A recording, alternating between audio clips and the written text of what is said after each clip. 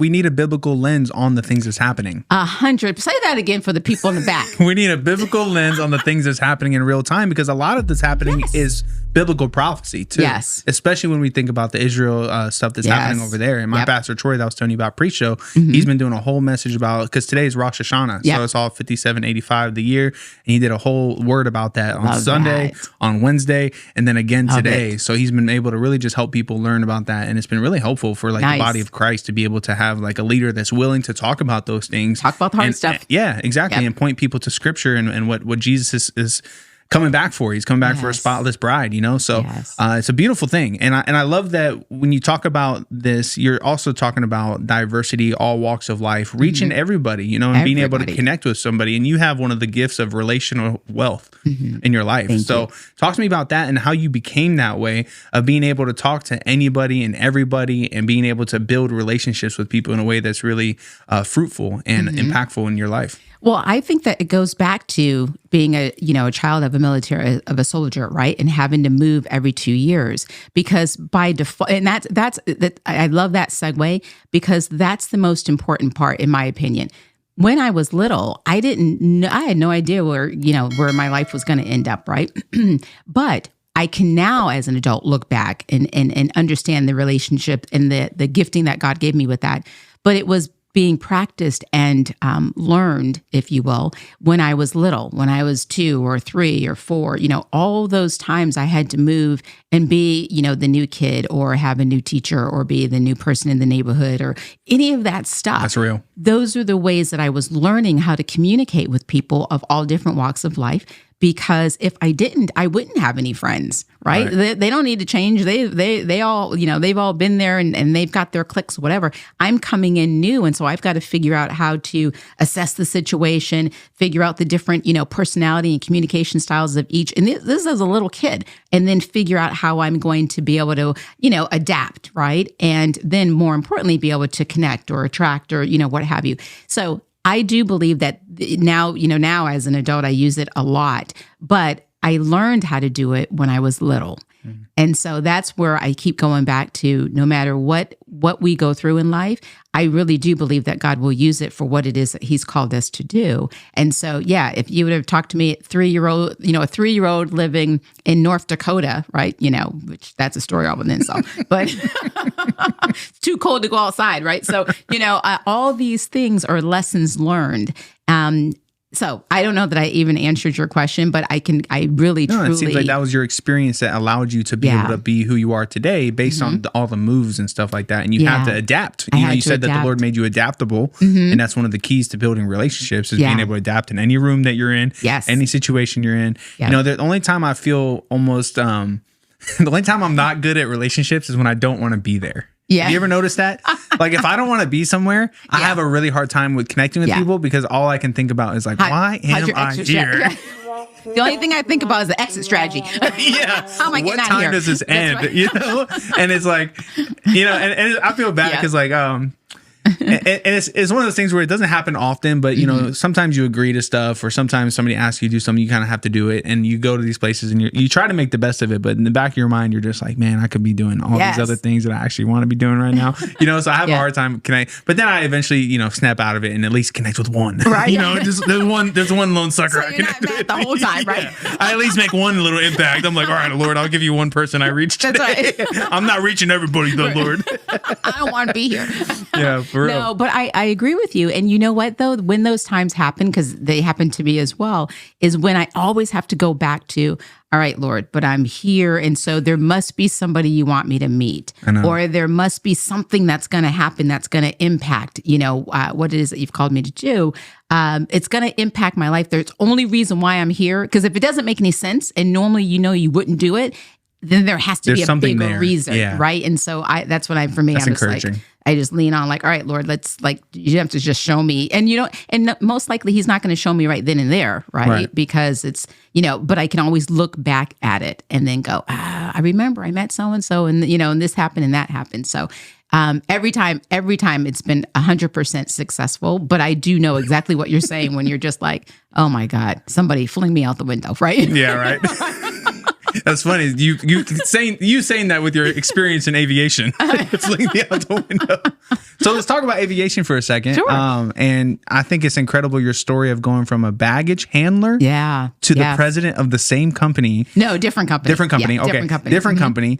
But it all kind of started based, I think, on a speech that I helped you. I remember reading this, that one gentleman who was kind of, he kind of changed your life. So talk to me about, 100%. Give me that story. I want to hear it from you. Yeah. No. And if you ever hear me speak, you'll hear this story too, because I always want to give credit where credit is due. So let's start first with how I got into aviation. So back when I was little, again, I grew up around planes because my dad was in the Air Force. And so we lived on active Air Force bases, which basically what that means, I mean, I'm sure soldiers can give you a lot more definition, but as a little kid, we lived on bases based on what my dad did, where there were planes always taking off. And it was, he had a job we really couldn't talk about. And so, but it had to do with radar and patrolling making sure our country was safe and all this other stuff. So that said, the bases that I grew up on, I would hear fighter jets taking off all the time. So I always heard planes literally every single day of my life. Now, that said, and then I moved every 2 years. So travel was already in my blood, right? So as a little girl, I knew exactly what I wanted to do. I wanted to be in aviation, period. Now, that said, many, many years ago, when I was little, though I knew I wanted to be in aviation, I didn't know what I could do. And that's because whenever I would see aviators depicted in like film or TV or magazines or anything like that, I would see if you were a man, you were a pilot. And if you were a woman, you were a flight attendant.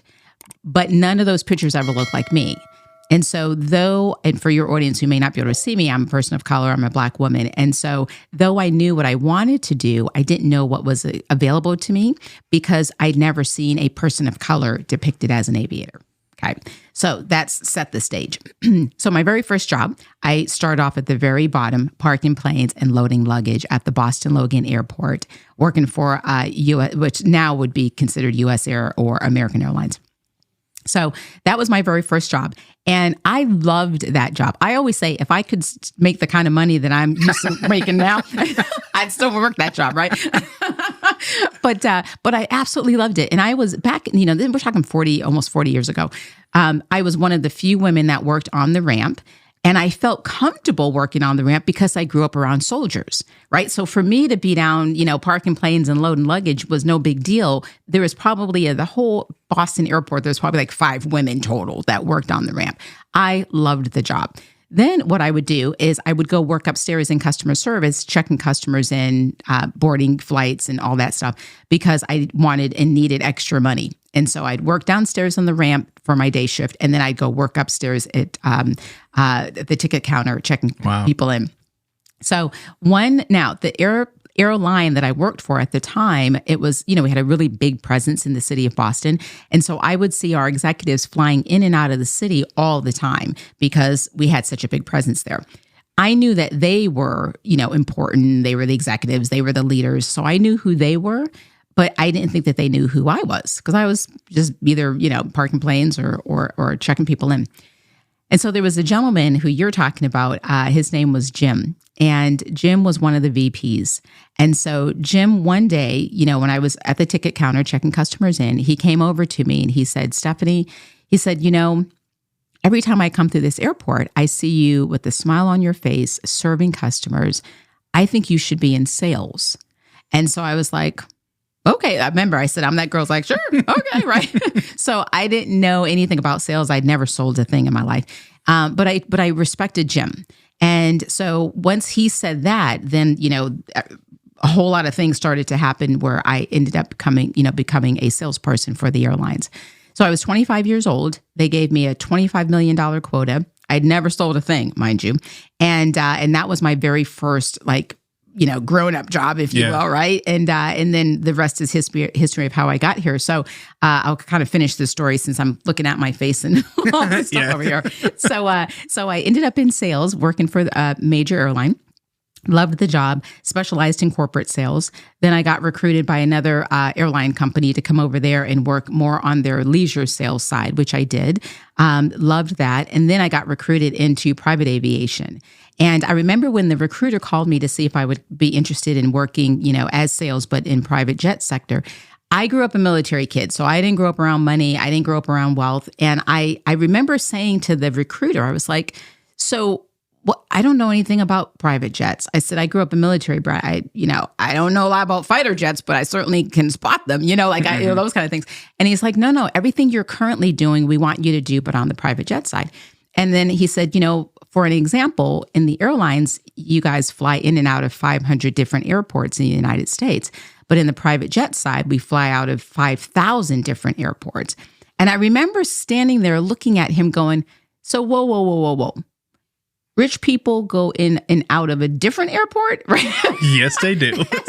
Exactly. Yes, they do, right? And I had never heard that. I didn't know that. And I remember just thinking, okay, well, if you think I could, do this, he's like, I think you could do it. So I ended up working for a big company at the time, came in, they had just bought a new division. And so I came in into that division as a salesperson selling charter. Then after the year, they're like, you know what? She's got something, this one. Let's have her oversee the entire sales team, which I did. Sales team crushed it. Then they're like, well, wait a minute. We got a really great sales leader over there, but she's working on this smaller project. Let's move her to, again, it was a big company. So let's move her into this division where we can, she can make more of an impact, right? And so I left the smaller division, moved over to oversee now a bigger division, and then did that, loved that job. It was $1 billion sales team. And then from there was recruited into becoming the president of the private jet company. And when I became the president of that company, that made me the first Black person in U.S. history to ever run and lead a major private aviation company. Yes. Let's go. Exactly. And only the second female in U.S. history. So that was really cool. But did that. And then from there got recruited into Wheels Up, where I became the chief growth officer and was part of the team that helped take the company public. It was the first private aviation company to ever go public. And I absolutely loved that job as well. And so still friends with everybody I've ever worked with. But this year, as I told you, then I've stepped out of the corporate arena because I felt like God was really, my personal brand is, blowing up. And so he wants me to go and, speak on this stage. And so doing that and really just all the lessons that I've learned. Right. I really have a heart for leaders. I know leadership is a hard job. And so I speak on leadership, sales, and female power. All those things, have gotten me to this point. And so I just want to be able to share with other people to make their life a little bit easier if they're looking to get into the C-suite, or if they're a female that, wants to get stronger in executive presence, or if you're a salesperson selling high ticket dollars, then those are the three things that companies bring me in to talk about. Thank you so much for supporting our YouTube channel. If you like this video, make sure you subscribe and smash that like button. If you would like to see another short clip from this episode, you can do so here. Or if you want to see the full conversation, you can do so here. And make sure you subscribe on Patreon if you'd like to partner with us. You can do that, the link in the description of this video. Thank you so much, and we'll see you on the next one. Cheers.